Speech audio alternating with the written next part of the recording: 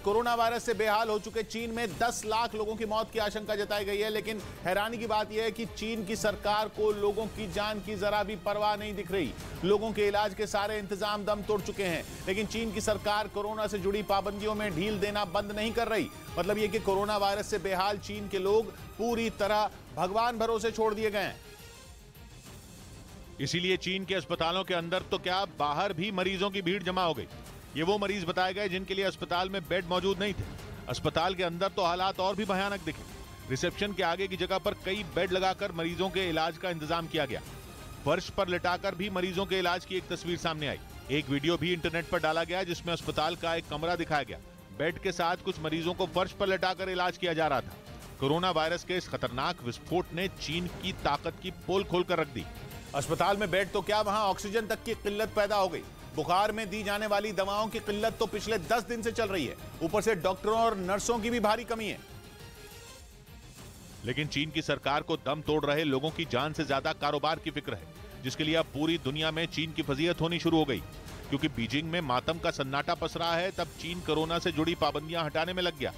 अब ताजा फैसले के मुताबिक चीन पहुंचने वाले लोगों को क्वारंटीन करने का नियम खत्म कर दिया गया है। इसके अलावा क्रिसमस और नए साल के जश्न में चीन जरा भी कोताही नहीं करना चाहता।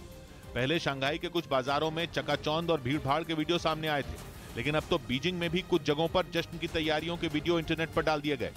दावा यह है कि चीन कारोबार के साथ समझौता करना नहीं चाहता, इसीलिए वहां रोज हजारों लोग दम तोड़ रहे हैं। लेकिन चीन को फिक्र है तो केवल कारोबार की। माना जा रहा है कि चीन की सरकार अब वहां की जनता से बदला लेने के मूड में है। क्योंकि जीरो कोविड पॉलिसी के खिलाफ वहां की जनता ने ही बड़े पैमाने पर आंदोलन किया था, जिसके बाद चीन की सरकार पाबंदियों में ढील देने पर मजबूर हो गई थी।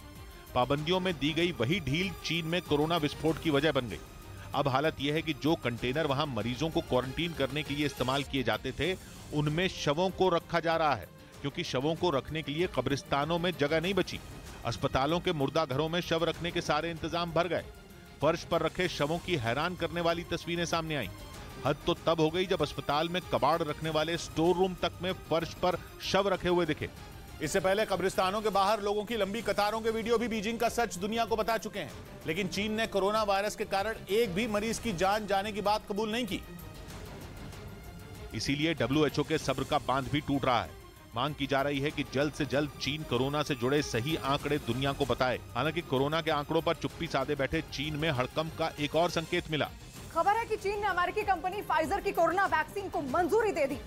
हालांकि कोरोना महामारी आने के बाद से ही चीन की जिद थी कि वो विदेशी वैक्सीन को मंजूरी नहीं देगा, जबकि चीन में बनी वैक्सीन कोरोना वायरस पर कारगर नहीं है। अपनी वैक्सीन की पोल खुलने के बाद चीन ने फाइजर को मंजूरी देने का फैसला लिया। उधर चीन की तरह ब्रिटेन में भी कोरोना के मरीजों की संख्या लगातार बढ़ रही है।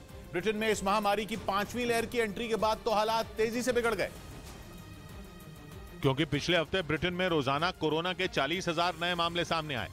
खबर है कि इस दौरान 250 से ज्यादा मरीजों की मौत भी हुई, जिस वजह से वहां के लोग एक बार फिर दहशत में हैं। इस बीच ब्रिटेन सरकार ने ऐलान कर दिया कि वो अगले साल की शुरुआत में कोरोना के आंकड़े रोजाना जारी करना बंद कर देगी। हालांकि कहा जा रहा है कि ब्रिटेन में कोरोना की 5वीं लहर में सबसे ज्यादा मामले अगले साल जनवरी में ही आएंगे, जिसके बाद इसका असर कम होने की संभावना जताई गई। इधर देश भर के कई अस्पतालों में कोरोना से निपटने के लिए मॉक ड्रिल की गई। इस दौरान केंद्रीय स्वास्थ्य मंत्री मनसुख मांडविया ने सफदरजंग अस्पताल पहुंचकर मॉक ड्रिल का जायजा लिया और डॉक्टरों समेत अस्पताल प्रबंधन से कोरोना से निपटने की तैयारियों की जानकारी ली। केस देश में बढ़े तो संपूर्ण तरीके से तैयार रहे। दिल्ली के उप मुख्यमंत्री मनीष सिसोदिया भी मॉक ड्रिल के दौरान LNJP अस्पताल पहुंचे। दुनिया भर में कोरोना वायरस के मामले एक बार फिर बढ़ने के बाद से ही केंद्र सरकार अलर्ट पर है। इसीलिए कोरोना के खिलाफ तैयारियों को परखने के लिए देश भर के कई अस्पतालों में मॉक ड्रिल की गई। इस बीच कर्नाटक में अब कोरोना के BF.7 वेरिएंट का मुफ्त इलाज होगा। कर्नाटक सरकार ने इसकी जिम्मेदारी 2 अस्पतालों को दी। जहां ओमिक्रॉन के नए सब वेरिएंट BF.7 से संक्रमित लोगों का इलाज किया जाएगा, जिसके लिए बेंगलुरु में जिला अस्पताल को इसकी जिम्मेदारी सौंपी गई है, तो बेंगलुरु में विक्टोरिया अस्पताल में कोरोना मरीजों का मुफ्त इलाज होगा। कर्नाटक सरकार ने सार्वजनिक जगहों पर मास्क लगाना भी अनिवार्य कर दिया, ताकि संक्रमण को फैलने से रोका जा सके। उधर नाक से दी जाने वाली इनकोवैक वैक्सीन जनवरी से देश भर में मिलनी शुरू हो जाएगी। केंद्र सरकार ने दुनिया की पहली नेजल कोरोना वैक्सीन को 23 दिसंबर को मंजूरी दी थी।